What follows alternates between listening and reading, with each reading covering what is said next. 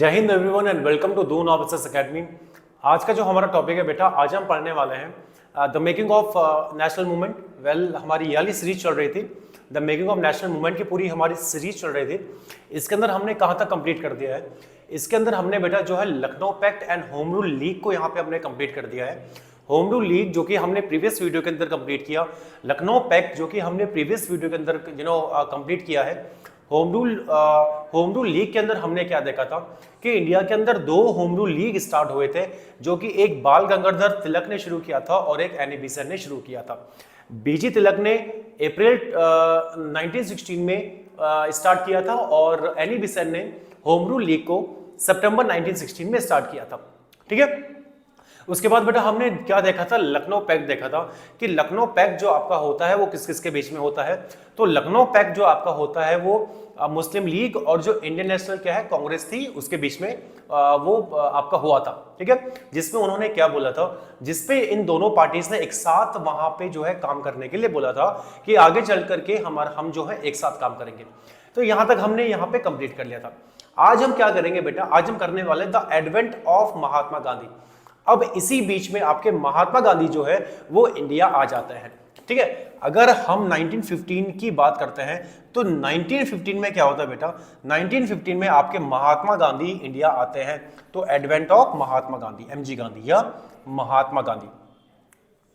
ठीक है, अब देखिए एडवेंट ऑफ महात्मा गांधी। अब अगर हम बात करेंगे कि महात्मा गांधी आपका इंडिया आए कहां से, तो देखिए हुआ क्या था कि 1893 में महात्मा गांधी जो थे, Mahatma Gandhi went to South Africa. 93 के अंदर महात्मा गांधी जो है वो साउथ अफ्रीका जो है आपके चले जाते हैं। ठीक है, देखिए सबसे पहले महात्मा गांधी जो है पोरबंदर में उनका जन्म होता है इंडिया के अंदर। फिर पोरबंदर में अपनी स्टार्टिंग जो भी उनकी एजुकेशन होती है, उसके बाद वो इंग्लैंड जाते हैं बैरिस्टर के लिए, है ना, लॉयर की जो पढ़ाई होती है उसके लिए इंग्लैंड जाते हैं। और वहां से उसके बाद जो है he went to South Africa in 1893। तो 1893 के अंदर Mahatma Gandhi went to South Africa. क्यों महात्मा गांधी साउथ अफ्रीका गए? बिकॉज साउथ अफ्रीका में उनके एक फ्रेंड हुआ करते थे जिनका नाम था दादा अब्दुल्ला। तो दादा अब्दुल्ला का एक केस हो जाता है, क्योंकि आपको पता है कि महात्मा गांधी जो थे, महात्मा गांधी क्या थे बेटा? एक आपके लॉयर भी थे। ठीक है, तो 1893 के अंदर Mahatma Gandhi went to South Africa. अब महात्मा गांधी साउथ अफ्रीका जाते हैं क्योंकि महात्मा गांधी के एक फ्रेंड हुआ करते थे जो कि साउथ अफ्रीका में थे, जिनका नाम था दादा अब्दुल्ला, जिनका नाम था दादा अब्दुल्ला। ठीक है, दादा अब्दुल्ला। तो दादा अब्दुल्ला जो थे वो महात्मा गांधी के फ्रेंड हुआ करते थे और दादा अब्दुल्ला का कोई केस हो जाता है साउथ अफ्रीका के अंदर, राइट। और उसी केस को फाइट करने के लिए महात्मा गांधी कहां जाते हैं? साउथ अफ्रीका जाते हैं। अब जैसे ही महात्मा गांधी साउथ अफ्रीका जाते हैं तो साउथ अफ्रीका में उन्हें क्या देखने को मिलता है? साउथ अफ्रीका में उनको एक सिस्टम देखने को मिलता है और उस सिस्टम का नाम था बेटा अपार्थाइड सिस्टम। अब अपार्थाइड क्या है? ठीक है ना, अपार्थाइड में यहां पे लिख दे रहा हूं अपार्थाइड। तो अपार्थाइड सिस्टम जो है महात्मा गांधी को वहां पे देखने को मिला। अब ये अपार्थाइड सिस्टम आप लोगों ने सुना होगा।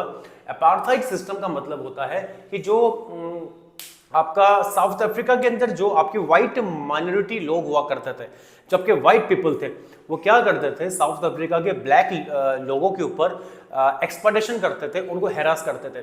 ठीक है, तो इस सिस्टम को बोला गया था वहां पे बेटा अपार्थाइड सिस्टम, राइट। जहां पे जो आपके गोरे लोग थे वो ब्लैक लोगों के ऊपर क्या करते थे, मतलब वहां पे जो आपकी गवर्नमेंट हुआ करती थी, सारी चीजें थी, वो सारा का सारा किसका था? वो बेटा व्हाइट लोगों का था।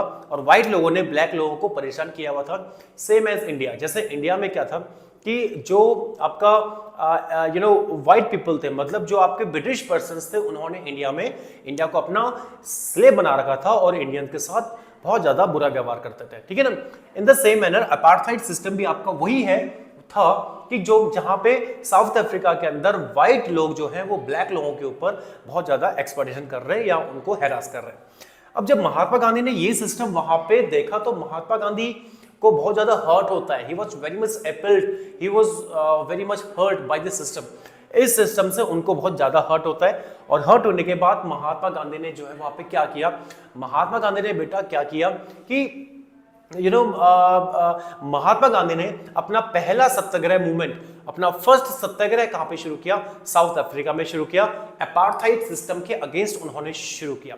मैंने क्या वर्ड बोला बेटा? मैंने एक वर्ड बोला सत्याग्रह, ठीक है, सत्याग्रह। सत्याग्रह का मतलब बेटा होता है, देखो एक आपका है सत्य एंड एक आपका है बेटा ग्रह। सत्य प्लस आग्रह मतलब सत्य means to search for truth. सत्याग्रह का मतलब है बेटा टू सर्च फॉर ट्रूथ। सत्याग्रह महात्मा गांधी का मानना था कि दो आपके पास ऐसे वेपन्स होने चाहिए जिससे आप किसी भी चीज को जीत सकते हो। एक होना चाहिए ट्रूथ और एक होता है बेटा कौन सा? Non violence. तो महात्मा गांधी ने अपने सत्याग्रह मूवमेंट को शुरू करता है सबसे पहला इन साउथ अफ्रीका। साउथ अफ्रीका में उन्होंने स्टार्ट किया था। कहां पे किया था बेटा? अपार्थाइड के सिस्टम के अगेंस्ट उन्होंने शुरू किया था साउथ अफ्रीका के अंदर। अगर देखिए यहां पे दो क्वेश्चन बनते हैं। एक क्वेश्चन आएगा कि where did Mahatma Gandhi start his first satyagraha movement? तो आपको पता है कहां पे किया था? साउथ अफ्रीका में किया था। अगर क्वेश्चन आता है कि इंडिया के अंदर where did Mahatma Gandhi start his first satyagraha movement, India में सबसे पहले कहां पे शुरू किया था? तो उसको हम बेटा आगे देखेंगे जब हमारा 1917 आएगा। तो 1917 में हम क्या देखेंगे कि महात्मा गांधी ने चंपारण सत्याग्रह को स्टार्ट किया था। तो उसके बारे में हम अभी देखेंगे कि क्या था। तो इंडिया में सबसे पहला जो महात्मा गांधी ने सत्याग्रह को शुरू किया था वो कहां पे किया था? वो बेटा चंपारण सत्याग्रह था, ठीक है। तो अफ्रीका से जीतने के बाद, अफ्रीका में जब उनको सक्सेस मिल जाती है, after that he came to India in 1915। अब महात्मा गांधी इंडिया कब आते हैं बेटा? महात्मा गांधी इंडिया आते हैं 1915 में आते हैं। अब 1915 में इंडिया में आने के बाद महात्मा गांधी क्या करते हैं कि महात्मा गांधी के जो आपके मेंटोर थे, महात्मा गांधी के जो क्या थे? मेंटोर थे। इनके मेंटोर कौन थे? इनके गुरु कौन थे? इनके पॉलिटिकल लीडर कौन थे? इनके sorry not political leader, political गुरु। तो इनके जो पॉलिटिकल मेंटोर थे या इनके जो पॉलिटिकल क्या थे? गुरु थे, उनका नाम था बेटा गोपाल कृष्ण गोखले।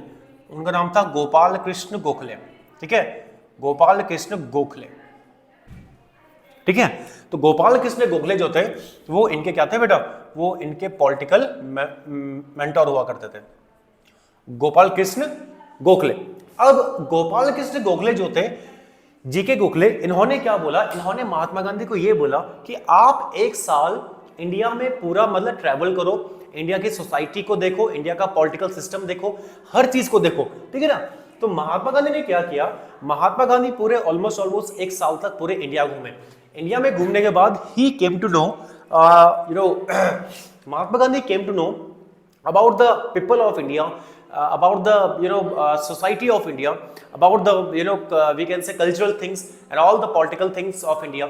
तो महात्मा गांधी ने इंडिया को जाना, इंडिया को समझा, इंडिया को जो है ये आपका पहचाना। अब आपका 1916 के बाद अब जो आपका आता है बेटा 1917 आता है। अब 1917 में क्या होता है? 1917 में जैसे मैंने आपको अभी बताया कि सबसे पहला मूवमेंट महात्मा गांधी का स्टार्ट होता है जिसका नाम है बेटा आपका चंपारण मूवमेंट, या जिसको बोलते हैं चंपारण सत्याग्रह। तो 1917 में क्या होता है आपका? चंपारण सत्याग्रह, चंपारण सत्याग्रह, ठीक है, चंपारण सत्याग्रह। देखिए चंपारण कहां पड़ता है? चंपारण बेटा आपका पड़ता है बिहार के अंदर। चंपारण आपका पड़ता है बिहार के अंदर। चंपारण एक आपका प्लेस पड़ता है बिहार के अंदर। अब देखिए चंपारण सत्याग्रह क्यों हुआ? महात्मा गांधी को चंपारण सत्याग्रह को स्टार्ट क्यों उन्होंने किया, ठीक है। देखिए हुआ क्या था? देखिए हुआ ये था कि चंपारण एक आपका बिहार के अंदर एक प्लेस पड़ता है। वहां पे क्या हो रहा था बेटा? वहां पे इंडिगो का कल्टीवेशन करवाया जा रहा था इंडियन से। जो इंडियन फार्मर्स थे या जो इंडियन पीजेंट्स थे उनसे इंडिगो का कल्टीवेशन जबरदस्ती करवाया जा रहा है बाय द ब्रिटिश प्लांटर्स। जो ब्रिटिश प्लांटर्स हुआ करते थे उन्होंने क्या किया? इंडिया के जो या पीजेंट्स थे, इंडिया के जो फार्मर्स थे, उनसे जबरदस्ती करवा रहे थे कि आपको अपने खेतों में किसका कल्टीवेशन करना है? इंडिगो का कल्टीवेशन करना है।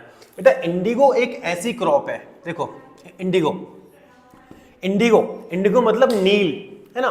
नील आपको पता है कि जैसे हम जो हमारे कपड़ों में नील यूज होती है तो उसको बोलते हैं नील। खैर आज के टाइम पे तो हम लोग सिंथेटिक जो नील होती है, सिंथेटिक इंडिगो का हम लोग क्या कर रहे हैं? यूज कर रहे हैं। बट उस टाइम पे नेचुरल इंडिगो का यूज हुआ करता था। और इंडिया का जो नेचुरल इंडिगो था जो खेतों से उगाया जाता था वो बहुत ही ज्यादा एक अच्छी क्वालिटी का था, फाइन क्वालिटी का हुआ करता था, और उसकी जो क्या मार्केट थी पूरे वर्ल्ड के अंदर थी। ठीक है, इसीलिए इंडिया के अंदर ब्रिटिशर्स क्या कर रहे थे, ब्रिटिश प्लांटर्स आ रहे थे और उन्होंने इंडियन पीजेंट्स को फोर्स किया कि आप अपने खेत में इंडिगो उगाओ, हम तुम्हें इसके बदले में पैसे क्या करेंगे, हम तुम्हें देंगे। लेकिन इंडिया के जो फार्मर्स थे, मेनली चंपारण में जो आपके फार्मर्स थे, उन्होंने साफ साफ इनकार कर दिया कि हम इंडिगो का कल्टीवेशन बिल्कुल नहीं करेंगे। क्यों नहीं करेंगे? क्योंकि बेटा इंडिगो की जो आपकी क्रॉप होती है, जब इंडिगो की क्रॉप को उगाया जाता है तो इंडिगो की क्रॉप क्या करती है, पूरे लैंड वाले एरिया को, पूरे सॉइल को पूरा खराब कर देती है। जो फर्टाइल सॉइल होती है उससे पूरा खराब कर देती है। मींस खराब इन द सेंस कि जो हमारी सॉइल होती है, जो हमारी अर्थ होती है, लैंड होती है, उससे सारे के सारे जो क्या न्यूट्रिएंट्स है उसको सिकोड़ लेती है, सारे न्यूट्रिएंट्स अपने आप ले लेती है। तो इसी वजह से जब सारे के सारे जो आपके न्यूट्रिएंट्स है जब लैंड से ले लिए जाएंगे तो वो लैंड आपकी पूरी ये आपकी क्या हो जाए, खराब हो जाएगी। तो उस लैंड में आगे जो है बोने के लिए कुछ भी नहीं बचेगा। ठीक है, तो इसी वजह से इंडिया जो चंपारण के जो आपके पीजेंट से, चंपारण के जो आपके फार्मर्स थे, वो मना कर रहे थे कि हम इंडिगो का कल्टीवेशन बिल्कुल नहीं करेंगे। लेकिन ब्रिटिश जो प्लांटर्स थे वो चंपारण के पीजेंट्स को जबरदस्ती क्या करवा रहे थे, उनसे उनके खेतों में इंडिगो का कल्टीवेशन वहां पे क्या है आपका एक जो करवा रहे थे। अब होता क्या है कि ये चंपारण के जो आपके पीजेंट्स हैं उनको पता लगता है कि 1915 में एक महात्मा इंडिया में आ चुके हैं जिनका नाम है आपका महात्मा गांधी, जो कि इंडिया में आ चुके हैं। ठीक है, और इन्होंने जो है साउथ अफ्रीका के अंदर एक इतना बड़ा सत्याग्रह, एक इतना बड़ा मूवमेंट चलाया and he got success over there. उनको वहां पे क्या मिली थी, सक्सेस मिली थी। तो इसी वजह से चंपारण के जो पीजेंट्स थे इन्होंने महात्मा गांधी को आपका चंपारण बुलाया। अब जब महात्मा गांधी आपके चंपारण में जाते हैं तो महात्मा गांधी ने वहां पे पूरा आपका क्या किया बेटा, एक पूरा डिटेल सर्वे किया कि हो क्या रहा है वहां पे।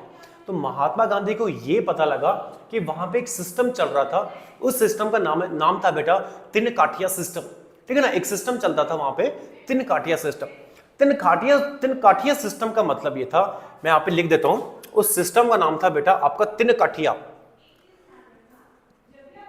ठीक है, तिन काठिया सिस्टम। तो तिन काठिया सिस्टम का मतलब यह है कि 3/20 मतलब हर फार्मर को अपने 3/20 पार्ट में इंडिगो का कल्टीवेशन करना पड़ता था। तो उस सिस्टम को बोलते थे आपका तिन काठिया सिस्टम। ठीक है ना, लेकिन फार्मर जो थे, पीजेंट जो थे, वो साफ साफ क्या कर रहे थे, इनकार कर रहे थे कि हमें नहीं करना है क्योंकि इससे हमारी जो लैंड है वो पूरी क्या हो रही, खराब हो रही है। अब महात्मा गांधी को वहां पे क्या किया जाता है, कॉल किया जाता है, उनको बुलाया जाता है।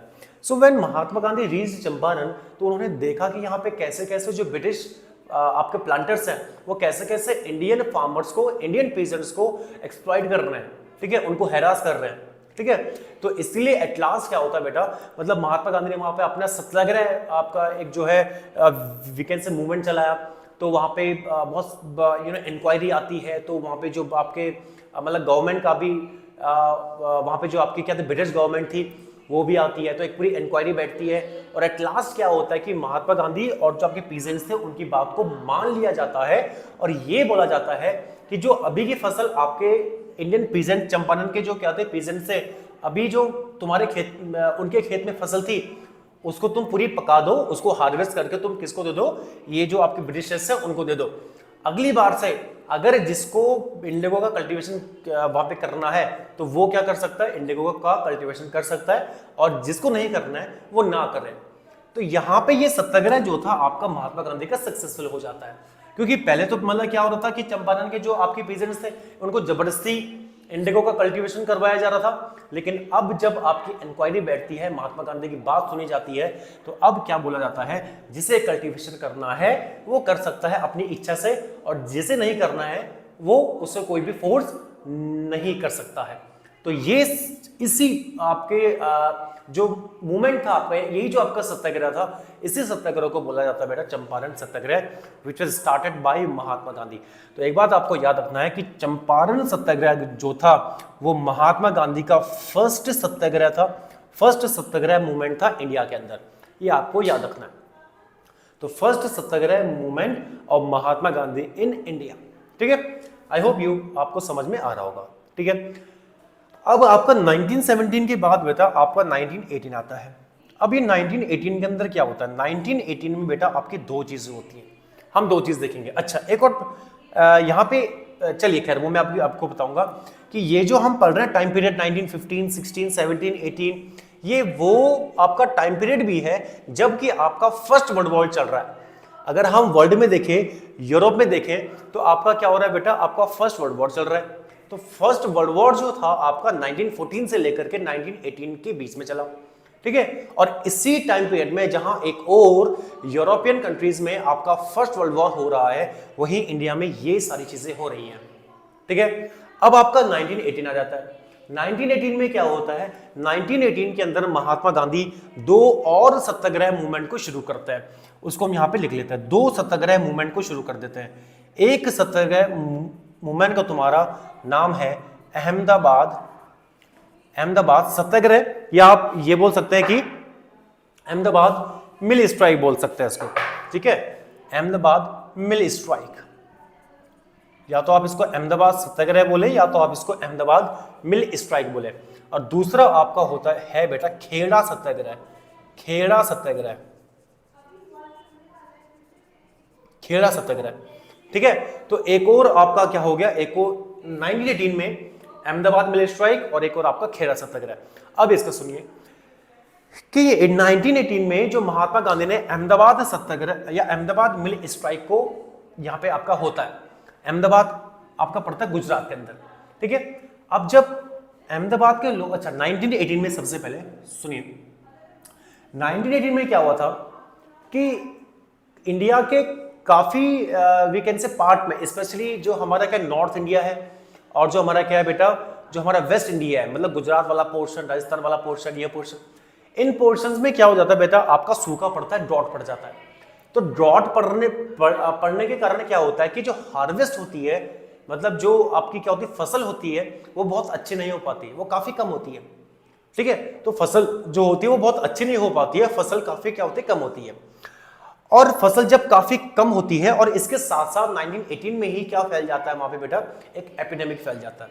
एपिडेमिक का मतलब होता है एक आपकी महामारी फैल जाती है। तो इस टाइम पे आपका एपिडेमिक फैल जाता है, ऊपर से जो आपका हार्वेस्ट है वो भी काफी ज्यादा क्या हो गया, एक यहाँ पे कम हो गया है, ऊपर से वर्ल्ड वॉर भी चल रहा है। तो ये सारे ऐसे क्या थे फैक्टर्स से, ये सारे ऐसे रीजन थे जिससे क्या होता है कि जो आपकी प्राइजेस थी वहां पे काफी ज्यादा हाई पहुंच जाती है। अब जब जो आपकी प्राइजेस थी वो काफी ज्यादा क्या पहुंच गई, हाई पहुंच गई, तो इससे क्या होता है, जब प्राइसेस हाई पहुंच गई तो इससे लोगों, जो स्पेशली हम अगर अहमदाबाद की यहाँ पे बात करें या अहमदाबाद की बात करें, तो अहमदाबाद में जो आपके मिल वर्कर्स थे, मिल वर्कर मतलब कि आपके कॉटन मिल वर्कर्स, वहाँ पे कॉटन क्या थी, मिल्स हुआ करते थे, जहाँ पे कौन काम करते थे बेटा, वर्कर्स काम करते थे, मतलब इंडियंस काम करते थे। और कॉटन मिल्स किसकी थी, वो आपके ब्रिटिशर्स की थी। तो अहमदाबाद के मिल वर्कर्स जो थे जो कि आपके इंडियंस थे, उन्होंने ब्रिटिश जो ओनर्स थे उनसे क्या बोला, उनसे बोला कि सर ऐसा है कि जो आपका एपिडेमिक फैल गया है, मतलब प्लेग वहां पे हो गया था, लोग मर रहे हैं, ठीक है, हार्वेस्ट नहीं हो रही है, ठीक है, हार्वेस्ट अच्छी नहीं है ना, पूरी फसल खराब हो चुकी है, हम क्या खाएंगे। तो इन्होंने ये बोला कि आप हम जो हमारा क्या वेजेस है, मतलब बोनस है, हमें क्या दे दो, वहां पे प्लेग बोनस दे दो। प्लेग बोनस मतलब प्लेग फैल गया था तो हमें हमारी सैलरी में, हमारी वेजेस में थोड़ा सा इंक्रीमेंट कर दो, ठीक है। लेकिन ब्रिटिश जो वहां पे मिल के मतलब मालिक थे, मिल आपके ओनर्स थे, उन्होंने साफ साफ क्या कर दिया, इनकार कर दिया कि हम नहीं बढ़ाएंगे, ठीक है। अब अहमदाबाद में भी किसको बुलाया जाता है, महात्मा गांधी को बुलाया जाता है। इनको पता था कि महात्मा गांधी ने साउथ अफ्रीका में वहां पे क्या किया था, फिर उनको पता है कि उन्होंने चंपारण में क्या किया है। अब अहमदाबाद में भी उनको बुला लिया जाता है। और again when Mahatma Gandhi went to Ahmedabad, जब महात्मा गांधी अहमदाबाद गए, उन्होंने सारी चीजों को देखा, उन्होंने पूरी इंक्वायरी की और तब जाकर के उनको पता लगता है कि हाँ, कि प्लेग हो चुका है, प्लेग फैल चुका है, एपिडेमिक पूरा फैल चुका है, वर्ल्ड वॉर भी चल रहा है और चीजों की प्राइसेस बहुत ज्यादा हाई हो चुकी हैं और इनकी जो क्या है वेजेस है उसको बिल्कुल भी इंक्रीज नहीं किया जा रहा है। तो अब महात्मा गांधी ने यहाँ पे क्या करना शुरू कर दिया बेटा, महात्मा गांधी ने यहाँ पे भी अपना एक सत्याग्रह शुरू कर दिया और ये बोला मिल वर्कर्स को कि you all go in strike, सबके सब किस पे जाओ, स्ट्राइक में चले जाओ। स्ट्राइक का मतलब ये है सब कुछ बंद कर दो, कोई काम नहीं करेगा, सब स्ट्राइक पे चले जाओ, सब हड़ताल पे चले जाओ। तो सारे के सारे मिल वर्कर जो है किसी ने अपने ऑफिस कोई भी मतलब काम करने के लिए नहीं गया, बिकॉज उन्होंने स्ट्राइक करनी स्टार्ट कर दी। और बेटा यही आपका अहमदाबाद है, यही आपका सिनेरियो है कि जब महात्मा गांधी ने सबसे पहली बार फास्ट किया था, fast unto death. Mahatma Gandhi ने बोला मैं जब तक मरने जाऊंगा तब तक मैं फास्ट जो है करते रहूंगा, अगर ब्रिटिशर्स ने हमारी बात नहीं मानी तो इसमें भी बेटा आपका क्या होता है कि जो अहमदाबाद के जो आपकी क्या गवर्नमेंट थी वो आती है, मतलब एक इंक्वायरी बैठती है, और एट लास्ट यहाँ पे क्या होता है कि महात्मा गांधी जीत जाते हैं। महात्मा गांधी का ये सत्याग्रह भी सक्सेसफुल हो जाता है, क्योंकि महात्मा गांधी का मानना था कि if the cause was true, अगर कॉज हमारा बिल्कुल ओके है, बिल्कुल ठीक है, तो there was no need of physical force to fight the oppressor. जो ऑपरेसर है उसके अगेंस्ट फाइट करने के लिए हमें कोई फिजिकल फोर्स की जरूरत नहीं है, हमें बल्कि क्या करना चाहिए, we should resort to we can say truth. एक हमारे पास क्या होना चाहिए, ट्रुथ होना चाहिए, और एक हमारे पास क्या होना चाहिए, नॉन वायलेंस होना चाहिए। इसके बलबूते पर महात्मा गांधी का मानना था कि हम कोई भी जंग, कोई भी वॉर को जीत सकते हैं, और वही महात्मा गांधी ने ये यहाँ पे करके दिखाया, साउथ अफ्रीका में करके दिखाया, और अहमदाबाद में भी यहाँ पे करके दिखाया।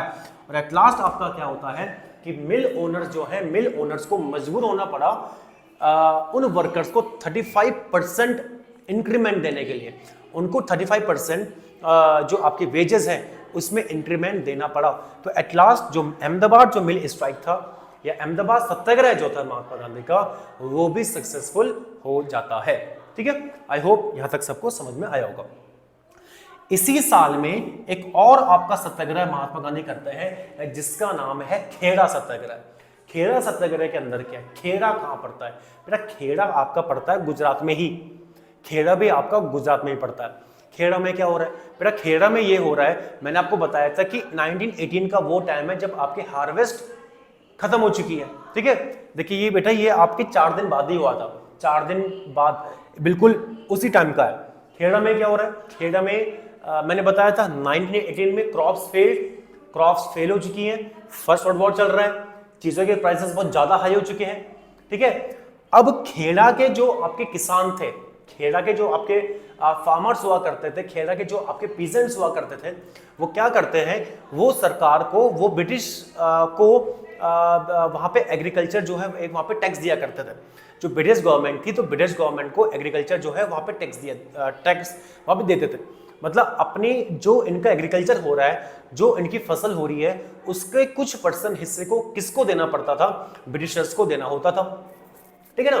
अब खेड़ा सत्याग्रह, अच्छा अब रूल ये था, खेड़ा के अंदर रूल ये था, एक आपका क्या था, कोड ऑफ वहां पे कंडक्ट था, रूल ऑफ कोड मान के चल लीजिए, एक कोड ये था कि, या रूल ये था कि अगर फार्मर्स की का हार्वेस्ट, अगर फार्मर की जो आपकी क्या फसल है अगर वो फेल हो जाती है, अगर फार्मर्स की फसल फेल हो जाती है तो उनके टैक्सेस को माफ कर दिया जाएगा, क्योंकि ये लोग जो है ना पीजेंट्स लोग, ये गवर्नमेंट को क्या देते थे, जैसे मैंने बताया वहां पर टैक्स दिया करते थे।